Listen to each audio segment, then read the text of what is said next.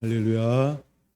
말씀을 함께 봅니다. 에베소서 6장 10절에서 11절입니다. 끝으로 너희가 주 안에서와 그 힘의 능력으로 강건하여지고 마귀의 간계를 등이 대적하기 위하여 하나님의 전신갑주를 입으라. 아멘. 네, 갑주를 취하라. 19번째 시간, 마귀를 대적하라. 두 번째 소제목으로는 마귀를 대적하라. 네, 마귀를 대적하라의 첫 번째 하나님의 부르심의 이유를 함께 오전에 다루었어요. 하나님께서 우리를 부르심의 이유는 첫째가 유기적인 연합을 위하여 부르셨다. 두 번째, 성령과 능력을 기름 붓듯 하기 위해서 우리를 부르셨다. 세 번째, 뱀의 머리를 밟는 자로 우리를 부르셨다. 네 번째, 빛의 자녀처럼 행하라라고 우리를 부르셨다. 다섯 번째, 그리스도를 경외함으로 피차 복종하는 삶을 살라고 우리를 부르셨다. 다섯 번째를 가지고 좀 더 깊이 들어가기 시작을 했죠. 그래서 우리가 하나님을 경외함으로 피차 복종하는 삶을 살아야 하는데 마귀가 하는 일이 뭐냐는 거예요. 마귀가 하는 일이 첫 번째 뭐라고요? 가정을 파괴한다는 거예요. 가정을 파괴하니까 하나님은 우리가 어떻게 살라라고 말씀하신다. 요거 이제 안 나눴죠? 하나님이 우리에게 어떻게 살라라고 말씀하시며 사랑하며 살아라, 복종하며 살아라, 공경하며 살아라, 죽게 하듯하며 살아라를 우리에게 크게 네 가지로 부탁을 하고 있는 것입니다. 우리가 어떻게 살아야 하냐 하면 첫째, 사랑하며 살아라. 둘째, 복종하며 살아라. 셋째, 공경하며 살아라. 넷째, 죽게 하듯 하며 살아라. 네 가지를 우리에게 부탁을 하고 계신 것입니다. 마귀는요, 아담으로부터 가정을 파괴하기 시작을 했어요. 아담의 가정도 파괴하고 그의 아들들이 계속해서 어떤 일이 일어나냐면요. 제가 이제 이거를 지금 또다시 이제 가정이라고 하는 초점을 가지고 좀 이렇게 쭉 공부를 한번 해봤어요. 그랬더니 제가 다 나누기는 뭐한데 다 파괴되더라는 거예요. 아마 여러분 전체 카톡방에 표를 하나 올려줬어요. 네, 나중에 참고 한번 해보시고요.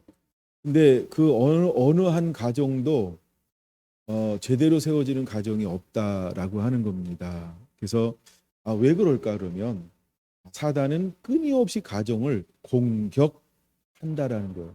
가정을 무너뜨리는 것이 사단이 마치 막 역사적 사명을 띠고 있는 것처럼 계속 가정을 파괴하더라는 거예요. 그럴 때 하나님은 또 끊임없이 뭘 세우시냐 하면 가정을 세우세요. 하나님은 가정을 얼마나 중요시 여기는지 몰라요.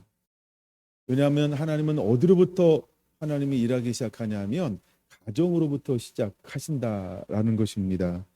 그래서 오전에 말씀을 나눈 것 뒤로 하고 그 다음 거를 좀 나눠보려고 합니다. 자, 그러면 다시 한번 우리가 노아를 잠시 보려고 합니다. 창세기 5장 32절인데요.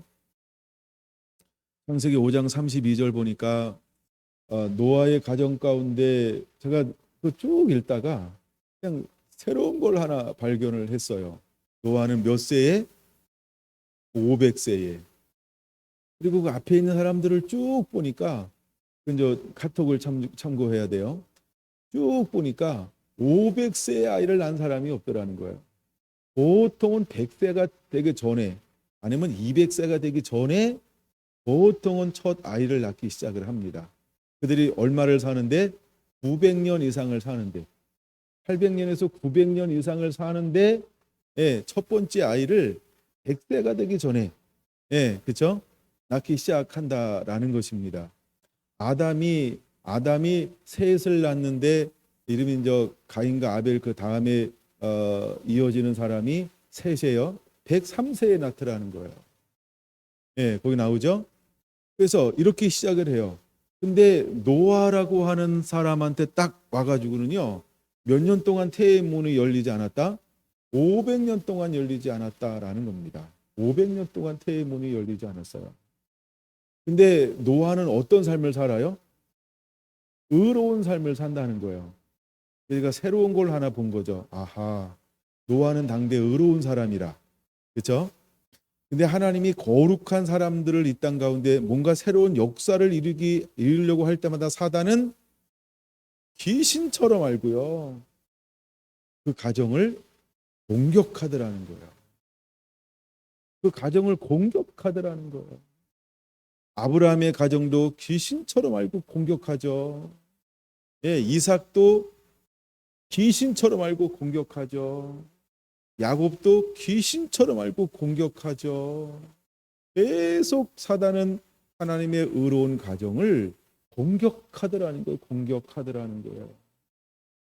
제가 룻기를 다시 한번 쭉 읽으면서 참 똑같은 가정이라는 관점을 하면 룻기를 봤어요.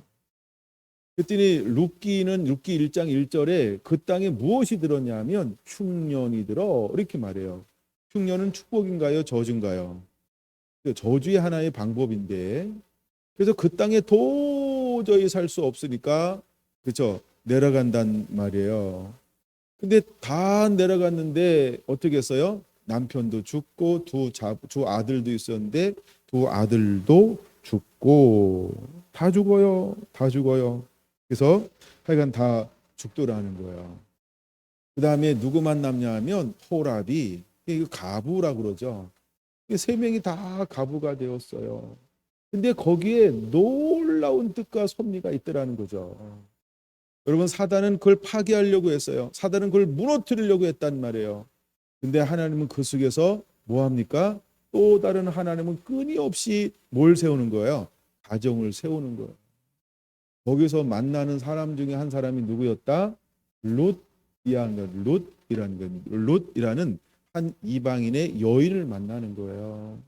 근데 이 여인의 고백이 너무 멋있지 않아요? 당신의 하나님이 나의 하나님. 너무 멋있잖아요. 근데 다 잃어버린 것 같고 사단이 가정을 파괴해서 승리한 것처럼 보이잖아요. 근데 거기에 누가 또 존재합니까? 보아스라고 하는, 다 보았죠? 예, 보아스라는 유력한 자가 있었던 거예요. 하나님은 이스라엘의 기업 물을 자라고 하는 이런 제도를 하나 두셨는데, 그 기업 물을 자 보아스를 만나게 되는 거예요. 근데 유력한 자다라고 하는 것은 어떤 경제적으로 넉넉하다, 어떤 이런 뜻은 가지고 있는데, 그러면 보아스가 경제가 넉넉하잖아요. 하나님, 그 다음에 보아스, 그러니까 룻을 통하여, 보아스를 통하여 룻이 누구를 낳을까요? 오벳을 낳는 거예요. 오벳이 누구를 낳죠? 이새를 낳는 거예요. 이새가 누구를 낳죠? 다윗을 낳는 거예요. 근데 다윗이 양을 치고 있으면서 불구하고 누구를 함께 데리고 있었다? 많은 종들을, 그렇죠, 데리고 있었다라고 이제 지난번에 나눴던 것처럼, 왜? 보아스가 부자였다는 거예요. 그럼 요벳도 부자일 거고, 이새는 말할 것도 없이 부자고, 그렇죠? 그러면 다윗도 뭘 가지고 있었다? 부자였다. 여기가 부자의 초점이 있는 것이 아니고 하나님께서 어떻게 했냐, 복을 주었다라고 하는 거예요. 예, 하여간 그런 관점으로. 근데 사단은 끊임없이 무엇을 파괴하려고 하냐 하면 가정을 파괴하려고 한다니까, 파괴하려고 한다는 거예요. 그래서 제가 다윗을 다룰 때도 다윗이 어떤 가정에서 태어났다? 다윗은, 그렇죠, 그러니까 어떤 역기능적 가정에서, 그런 환경에서 다윗이 태어나고 자라나게 되었다. 그러면 그 안에 보이지 않게 무엇이 있다는 거예요? 무엇이 있다는 거예요? 사단은 끊임없이, 예, 가정을 파괴한다는 거예요. 파괴한다는 거예요. 예, 끊임없이 가정을, 예, 파괴하는, 예, 그런 걸 가지고 있다라고 하는 것입니다. 여러분, 모세가 이 땅 가운데 태어날 때도 사단은 그 사회 환경을 어떤 환경으로 만들어 버렸어요? 막 이스라엘 사람들이 번성하는데, 생육하는데 강성해지더라는 거예요. 그래서 모세가 이 땅 가운데 태어날 즈음에 그 시대에 애굽 왕이 명령을 내리더라는 거예요. 그렇죠? 다 죽여라. 아니다. 남자이거든 다 죽여라 이랬단 말이에요. 그게 안 되니까 그 다음에 어떻게 하는 거예요? 이제는 남자이거든 다 강에다 버려라. 예, 죽여라. 이게 안 돼요. 죽일 수가 없어요. 산파들이 그러니까요.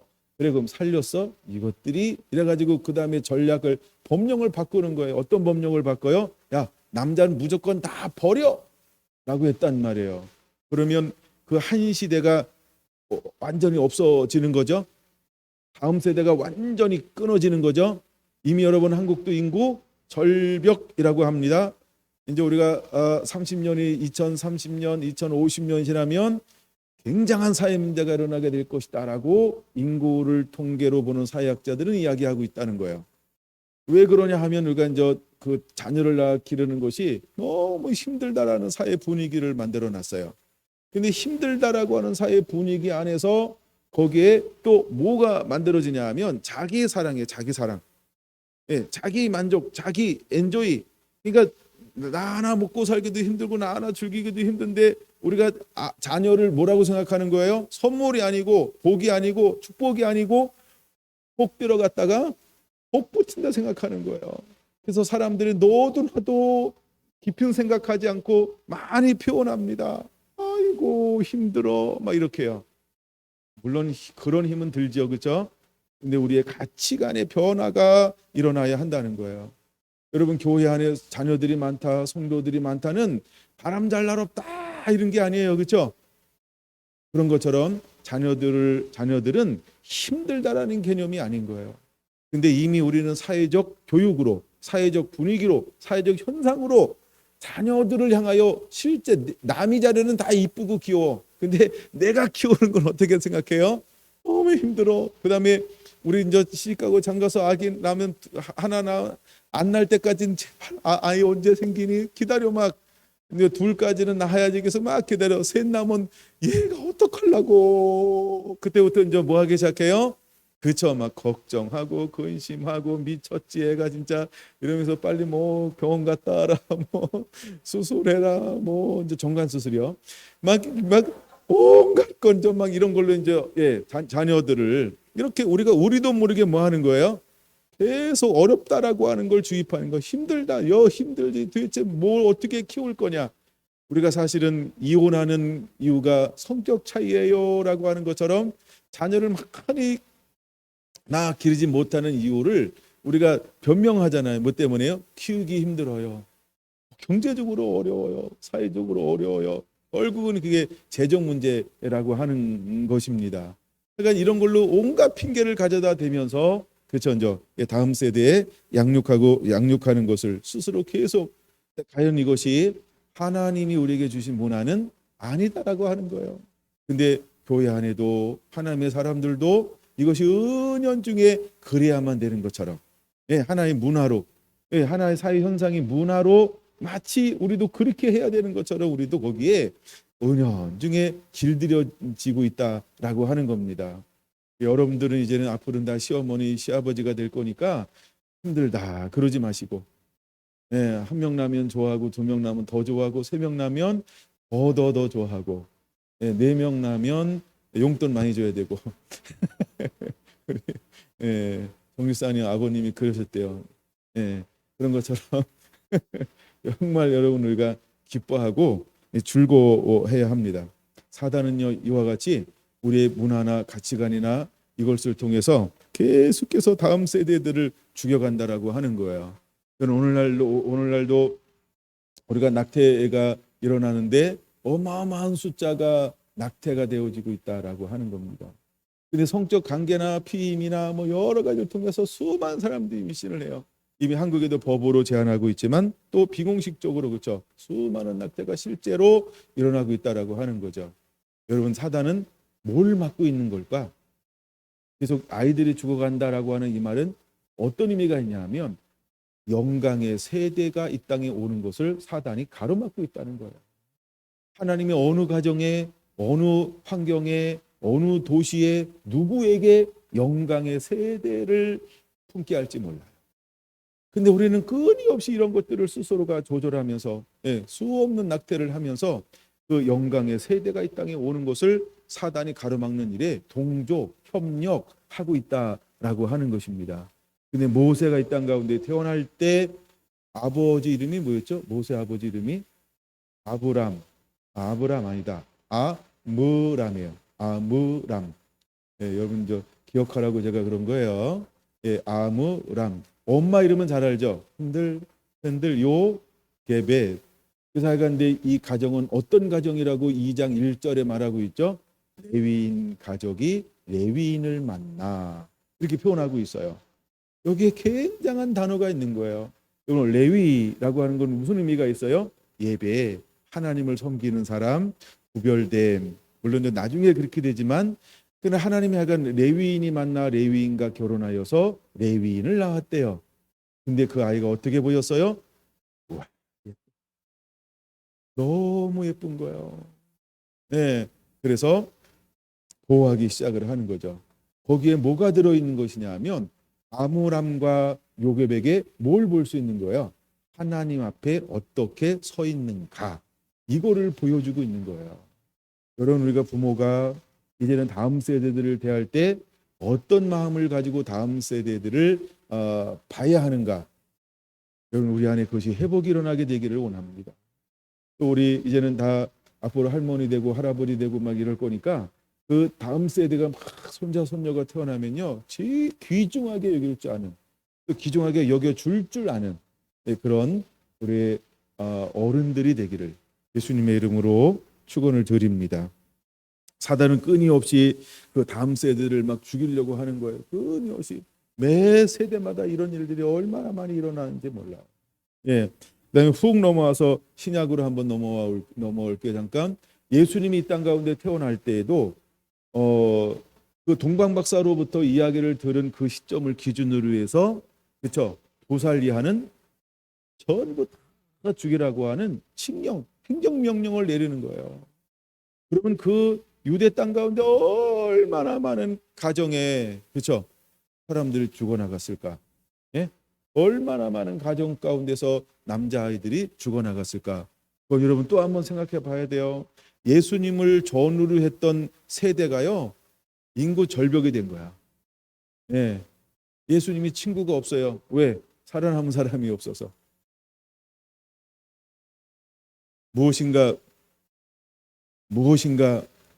새로운 일들이 벌어지려고 할 때 특별히 모세와 예수님이 같은 곳을 가지고 있는 이유가 무엇인가요?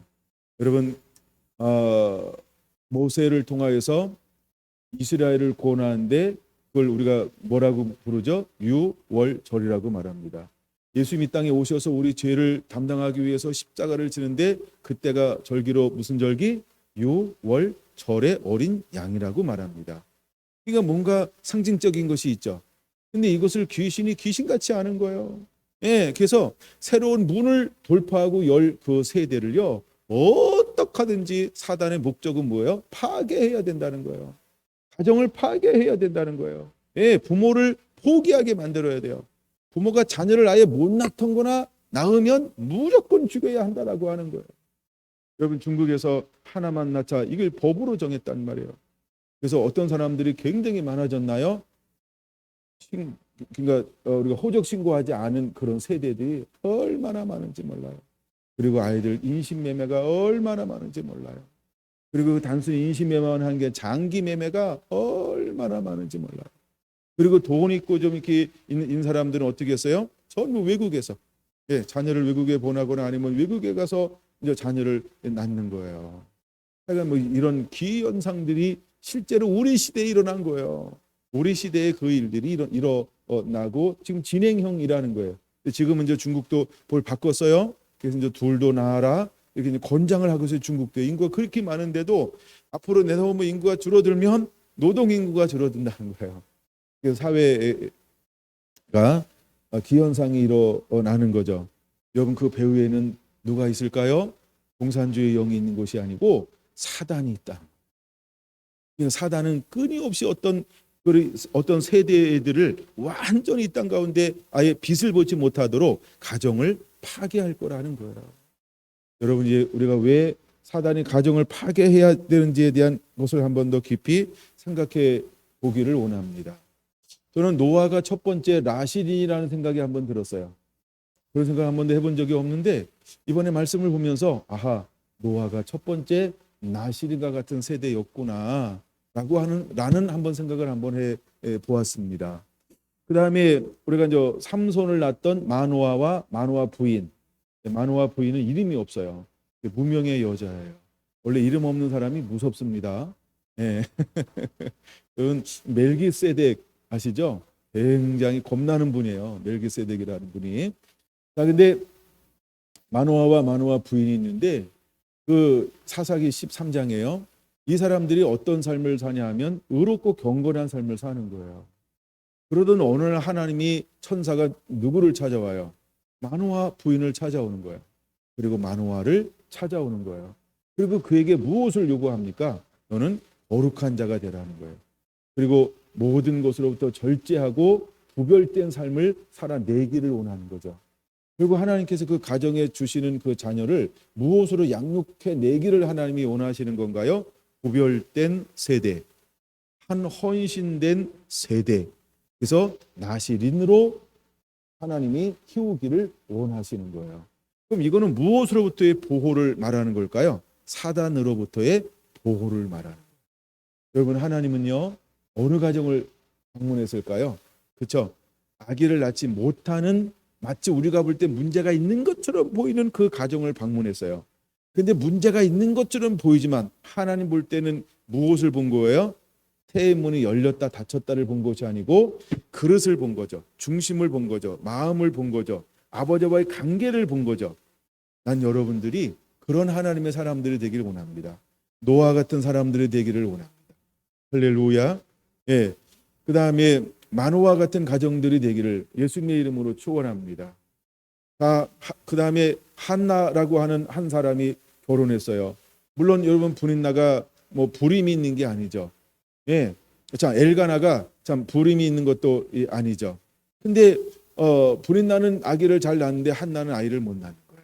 한나에게 문제가 있는 것이 아니고 뭘 했다? 하나님의 태의 문을 막으셨다라고 하는 거예요. 뭔가 하나님이 기다리는 거예요. 여러분, 때때로 이제 하나님이 사단으로부터 가정을 보호하고 지켜내기 위해서 하나님은 이 여인을 정결케 만드는 거죠. 고난을 통해서 하나님을 쓰고 싶어하는 그릇을 만드는 거죠.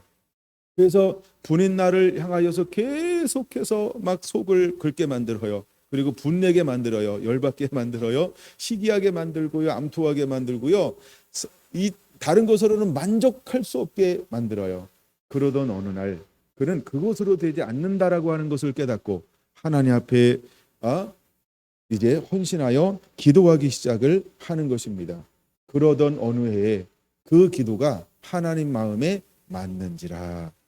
거기서 다듬어지고 또 다듬어져서 드디어 하나님이 원하시는 그 소원을 품고 하나님을 향하여 소원을 아릴 때 하나님은 태의 문을 열어서 한 아이를 그 가정 가운데 선물로 주는 거예요. 그 사람이 누구였다? 사무엘이라는 사람이라는 거예요. 여러분, 우리가 삼손도 하나님의 영이 함께하는 사람이에요. 그렇죠? 여러분, 노아도 하나님의 영이 함께했어요. 계시가 임해서. 그 다음에 사무엘도 하나님의 영이 임하고 하나님께 말씀을 주며 그 말이 하나도 땅에 떨어지지 아니하는 구별된 나신으로서의 삶을 살아가도록 특별히 하나님의 은총을 입은 그런 한 가정을 세운 걸 볼 수 있어요. 그럼 하나님이 일하시는 방법이 어디 있을까? 그렇죠? 세속에 물들지 않는 구별된 가정을 하나님이 사용하신다라고 하는 거예요. 그럼 누구로부터? 부모로부터 자녀 세대에 이르기까지. 할렐루야. 그럼 여러분, 이제 우리는 성결한 교회는 어떤 그릇이 되어야 할까? 성결한 교회 어른 세대는 어떤 세대가 되어야 할까? 이것은 여러분, 우리가 어떤 하나님과 관계에서 삶을 사느냐가 그것을 결정하게 될 거라는 것입니다. 여러분과 이기는 자가 되기를 예수님의 이름으로 축원을 드립니다. 뭐 그다음에 나누는 게, 제가 습관처럼 나누는 게 엘리사벳과 아마 사가랴일 거예요. 여러분 사가랴와 엘리사벳도 동일한 거 아닙니까? 사단은 끊임없이 그 시대가 암흑의 세대예요. 예배가 무너진 세대예요. 모두가 타락하고 방종하고 그렇게 세상을 추구하는 세대였다는 말이에요. 정직함이 없어요. 경건함이 없어요. 의로움이 없는 세대였다는 말이에요. 근데 그럼에도 불구하고 그 속에 어떤 사람이 있었다? 의로운 사람이 있다는 거예요. 그럼에도 불구하고 의로운 사람이 있다는 거예요, 여러분. 근데 하나님은 늘 누구를 주목하나요? 하나님의 말씀을 가지고 이름도 없이 빛도 없이 살아가는 그 사람을 주목하는 거예요. 근데 사회적으로 볼 때는 아무것도 없어요. 명예도 없고 권력도 없고 부도 없고 일상적인 평범한 행복도 없고 퇴문이 열리잖아요. 늘 그쵸 부끄러움을 가지고 살아요. 네, 늘 부끄러움을 가지고 살아요. 그러나 그 사람의 마음의 중심은 하나님을 향하여 어떤 마음을 가지고 있습니까? 말씀을 그대로 순종해 내더라는 거예요. 할렐루야. 여러분, 우리가 사회가 어떻게 변화된다 할지라도 다른 사람이 어떤 것을 한다 할지라도 나는 하나님 앞에 어떤 삶을 살아야 할까? 여러분, 좁은 길, 그 길을 걸어가게 되길 원합니다. 아까 찬양했던 것처럼 예수의 길, 할렐루야. 그 생명의 길, 할렐루야. 그 좁은 길, 할렐루야. 그 핍박의 길, 할렐루야. 그 멸시의 길, 많은 조롱이 있고 천대가 있다 할지라도 아픔이 있고 정말로 견딜 수 없는 괴로움이 있다 할지라도 그것이 우리가 말씀을 향하여 순종하는 길이라고 한다면 여러분들의 세상에 물들지 않고 그 길을 걸어가는 자가 되기를 축원합니다. 한 사람이 태어나니까 하나님이 그를 어디로 보낸다? 빈들로 보내더라는 거예요. 많은 사람이 있는 곳으로 보내는 것이 아니고 그를 빈들로 보내기 시작한다는 거예요. 거기서 하나님의 영이 함께 하셔서 하나님의 때가 되매 그에게 성령의 감동을 주어서 또다시 그를 일어나게 하더라는 것입니다. 여러분, 주여 오실 길을 예비하는 것은 우리가 만들어내는 것이 아니고 우리가 하나님의 손에 붙들려 길들여졌을 때 하나님이 하나님을 위하여 행하실 것을 믿으시기 바랍니다. 저 이런 생각을 한번 해봤어요. 하나님은 창의적 방법으로 누구를 만나주나요? 마리아를 만나 주더라는 것입니다. 창의적 방법으로 하나님은 만나 주더라라고 하는 것입니다. 자, 에녹이라고 하는 사람은 두 계열이 있어요. 하나는 가인의 후손 중에도 에녹이 있습니다. 그 다음에 셋의 후손 중에도 누가 있나요? 에녹이라고 하는 사람이 있습니다. 근데 에녹은 어떤 사람인가요? 우리가 이제 아담의 후손 에녹은 어떤 사람이에요? 의로운 사람이로다. 그렇죠? 65세부터 뭐 하기 시작했어요? 하나님과 동행하기 시작합니다. 근데 에녹이라고 하는 이름의 뜻이 무엇일까요? 에녹이라고 하는 이름의 뜻이요. 한번 찾아보실래요? 에녹이라는 이름의 뜻이 무엇일까? 제가 찾은 것 중에서는 이런 뜻이 있더라고요. 시작하는 자. 와우. 뭔가 하나님께서 새롭게 시작하고 싶은 거예요. 두 번째 이런 뜻이 있더라고요. 창시된 자. 또 이런 뜻이 있어요. 봉헌된 자. 그다음에 네 번째까지만 나눌 건데 네 번째가 전수하는 자. 이런 뜻이 있더라는 거예요. 에녹이. 근데 에녹은 그 당시 어떤 사람이었더라? 의로운 사람이었다는 거예요. 근데 제가 이름의 뜻을 살피다가 눈에 딱 띈 것 중에 하나가 뭐냐 하면 바로 첫 번째, 두 번째 그 단어였어요. 그는 시작하는 자라는 거예요. 하나님은 시작하고 싶은 거예요. 아담이 가정이 무너졌는데 하나님은 에녹을 통해서 뭘 다시 시작하고 싶어 한 걸까요? 에녹은 창시되는 새로운 시작을 알리는 그런 이름을 가지고 있더라는 거예요. 하나님은 시작하고 싶은 거예요. 하나님은 회복하고 싶으신 거예요. 더 이상 사단에 의해서 무너지지 않고 빼앗기지 않는 그 하나님이 원하시는 가정을 세우고 싶어 하는 거예요. 여러분, 거기엔 놀라운 아버지의 마음이 들어있는 거예요. 그래서 그가 약간 그런 뜻이 있고 아들을 낳았는데 그가 무드셀라라. 그 다음에 이제 나중에 노아가 나무로 인해서 그가 죽을 때 하나님께서 심판하실 것이다. 그러니까 여러 가지 이제 의미가 있어요. 그거는 보너스로 여러분들이 아시면 되겠고, 그 다음에 이제 마리아를 한번 살펴보려고 합니다. 마리아가 잉태대로 되어지는 방법이 평범한 방법인가요? 지금까지 있었던 방법인가요? 그래서 그가 다시 하나님이 시작하고 싶은 무엇일까요? 마리아의 잉태되는 방법이 시작하는 자, 창시된 자. 그러니까 초자연적인 방법이라는 거예요. 하나님은 마리아를 통하여 또다시 잉태하게 하는데, 사단이 수없는 가정을 파괴했는데 하나님은 이제는 파괴할 수 없는, 파괴된 모든 것들을 회복하며 하나님이 원하시는 또 다른 원형을 세우기 위해서 어떤 방법을 쓰신다? 창조적인, 하나님이 창의적인 방법을 하나님은 사용하시더라는 거예요. 이제는 이 땅의 방법이 아닌, 그렇죠? 에녹처럼 새로운 방법으로 하나님은 무엇인가를 시작하고 있다는 거예요. 누구를 통하여? 마리아를 통하여. 그 마리아는 어떤 사람이었을까요? 하나님 앞에 은혜를 입은 자, 의로운 자, 동정녀. 여러분, 하나님은 무엇인가를 하고 싶어 하시는데 누구를 원하고 있을까요? 그런 가정들을, 하나님은 수없는 가정들을 회복할 것인데, 더 이상 마귀가 무너뜨릴 수 없는 그런 가정들을 세우고 싶어 하는데, 이제 마귀와 영적 전쟁을 벌여서 이기는 이겨 수많은 가정을 보호하기 위해서 하나님은 그 한 사람을 세우고 싶어 하는데, 어떤 사람을 하나님은 찾고 있을까요? 하나님이 일반적인 방법으로 가정들을 보호하는 또 다른 사람들을 세우는 것이 아니라, 어느 때가 되면 하나님은요, 창의적 방법으로 한 번도 행하지 않았던 방법, 그 방법으로 하나님은 뭘 보호해내고 뭘 세우고 싶어 하실까요? 가정을 세우고 싶어. 가정을 세우고 싶어 한다는 거예요. 이제 여러분, 그러기 위해서 우리는 마귀와 싸워서 이기는 자가 되어야 하는 거예요. 사단은 끊임없이 가정을 무너뜨리려고 할 거예요. 사랑하여 결혼했는데 끊임없는 부부싸움, 끊임없는 이견, 끊임없는 성격 차이, 징글징글. 그렇죠? 그건 그 성격 차이, 그 다음에 거기 안에는 다 자기, 나 때문에 그런 거예요. 나 때문에. 내 생각, 내 의견, 내 견해, 내 소견, 내 대견, 하여간 막 나라는 거예요. 나. 그걸 잘하는 것 때문에 그런 거예요. 예. 어린 하면 하여간 자기예요. 자기. 다 자기 때문에 불만과 자기 때문에.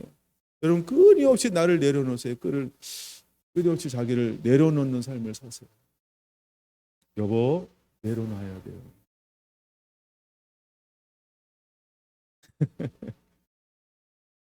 여러분들도 여기 여보 있으면 한번 내려놓읍시다. 한번 같이 얼굴 보고서 시작. 네, 내려놓읍시다. 한 번 더 해야죠. 여보, 내려놓을게. 시작. 여보, 내려놓을게.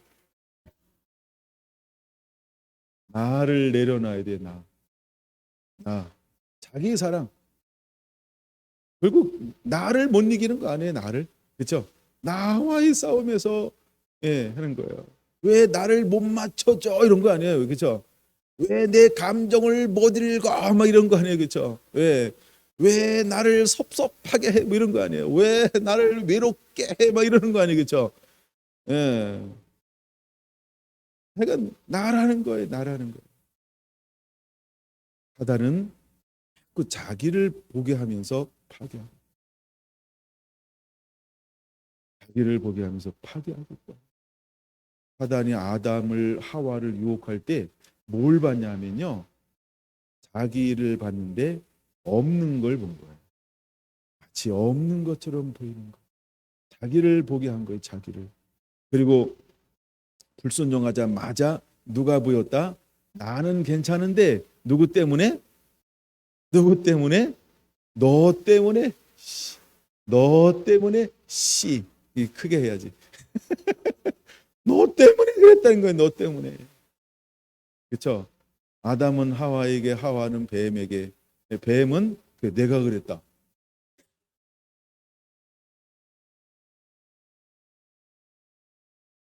그래서 우리는 그때부터 계속 조건을 찾고 이유를 찾는 거예요.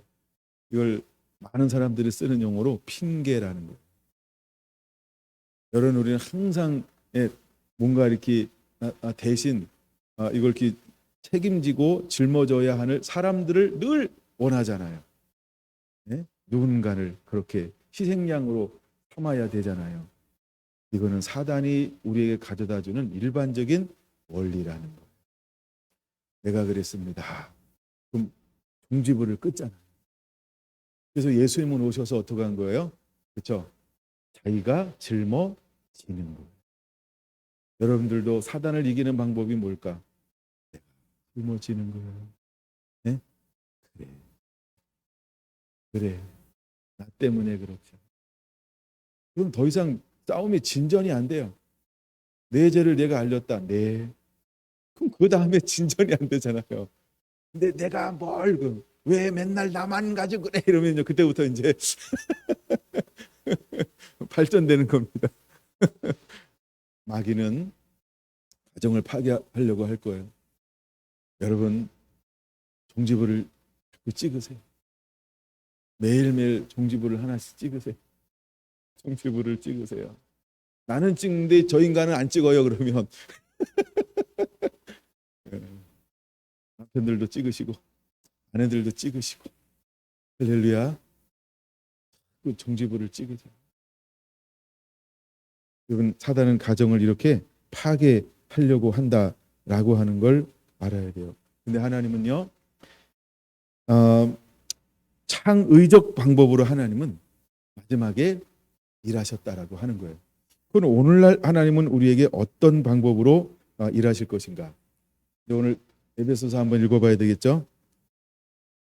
이제 에베소서 5장 22절 보겠습니다. 아내들이여 자기 남편에게 복종하기를 주께 하듯 하라. 그러잖아요. 주님이면 복종하겠죠. 이거 누가 하는 이야기인지 혹시 기억나는지 모르겠어요? 이거 누가 하는 이야기인지 혹시 기억나나요? 위에 마태복음에 있죠? 누가 하는 이야기예요? 양과 염소가 있는데 그 중에 누가 하는 이야기예요? 염소가 하는 이야기예요. 염소가 하는 이야기예요. 언제 주님께서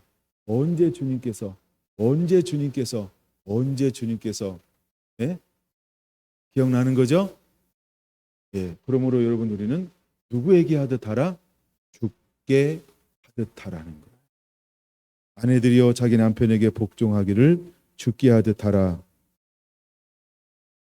아멘 하신 거죠? 아멘을 기대하고 다시 읽었어요. 다시 한번 읽어야 될 것 같아요. 아내들이여 자기 남편에게 복종하기를 주께 하듯 하라. 이는 남편이 아내의 머리됨이 그리스도께서 교회의 머리됨과 같으니 그가 바로 몸의 구주니라. 그러므로 교회가 그리스도에게 하듯 아내들도 범사가 뭔지 알죠? 예, 범사에 자기 남편에게 복종할지니라. 가정을 더 이상 사단이 건드릴 수 없게 만드는 방법이라는 것. 두 번째입니다. 남편들에게 말합니다.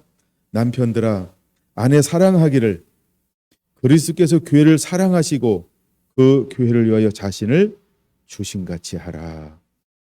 사랑은 주는 거예요. 다시요. 사랑은 기대하는 게 아니고요. 주는 거예요. 남편들 잘 들으셔야 돼요. 김성현 집사님 가운데 계시니까. 사랑은 기대하는 게 아니라고요. 남편들이 언제 화가 많이 날까요? 기대할 때. 기대할 때 화가 좀 많이 날 수 있어요. 때 됐는데 왜 밥 안 주냐 뭐.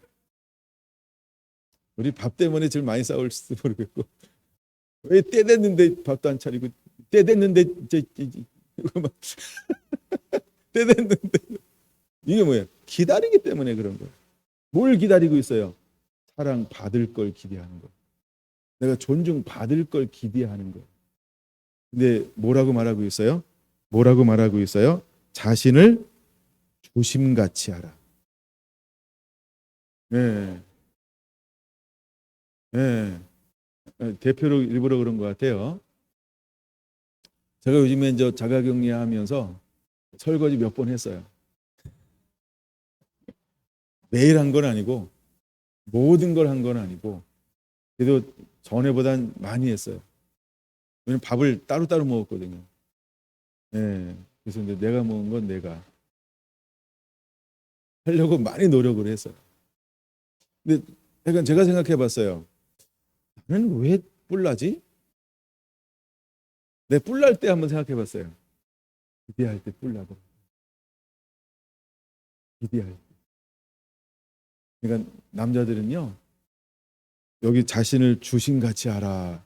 주려고 해야 되지. 기대하면 승질나. 그게 사단을 이기는 방법이에요. 네. 할렐루야. 네. 그 다음에 좀 더 읽을까요?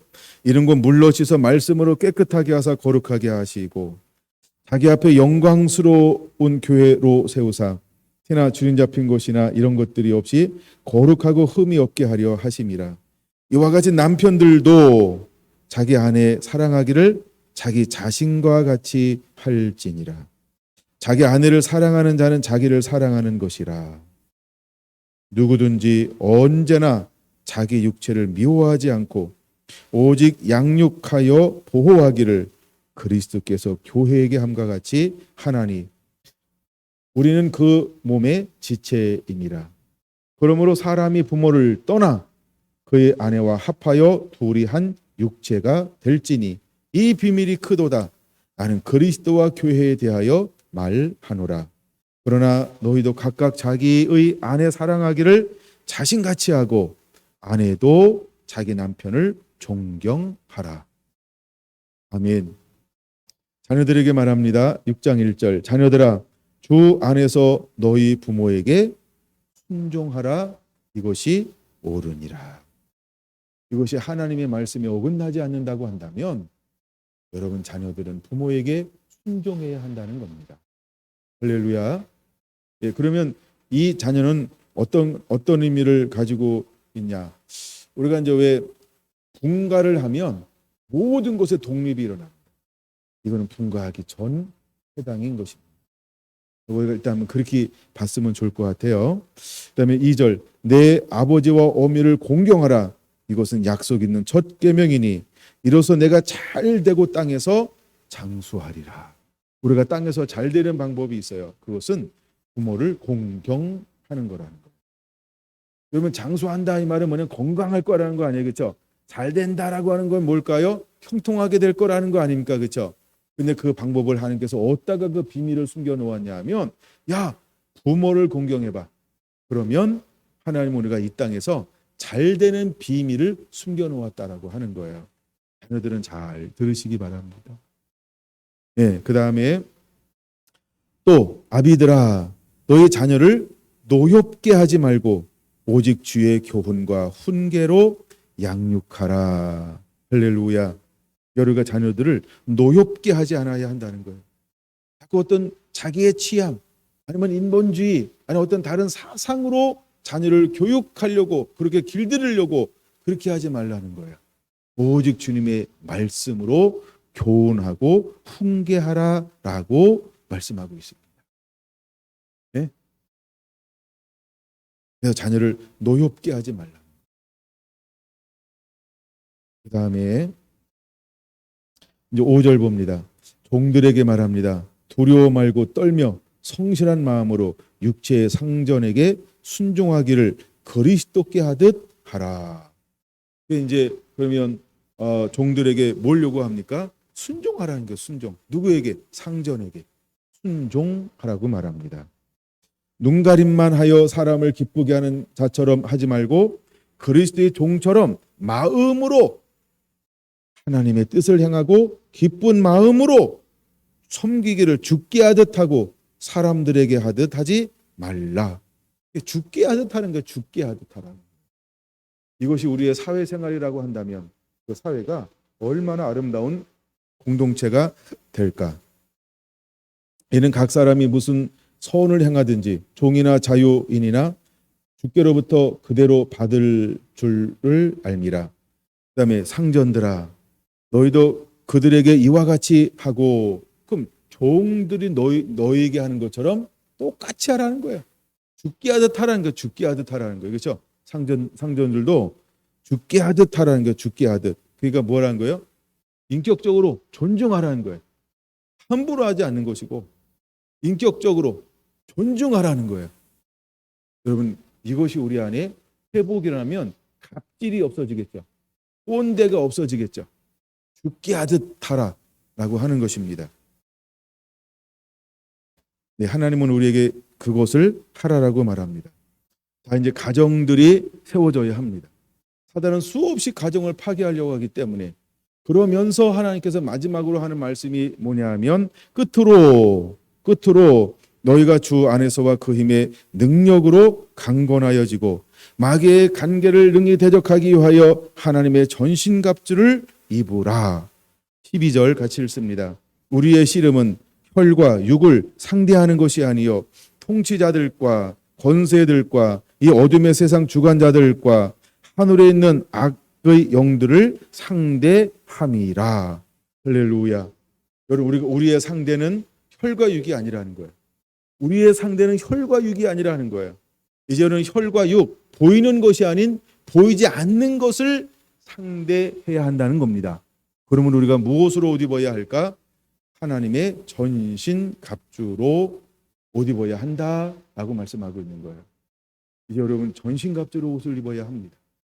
이제 이 부분은 다음 시간부터 모르겠어요. 하여간 지금 생각으로는 다음 시간부터 나눌 건데, 다음 시간에는 뭘 나눌 거냐면 교회가 가져야 할 사명, 이런 걸로 다룰 거예요.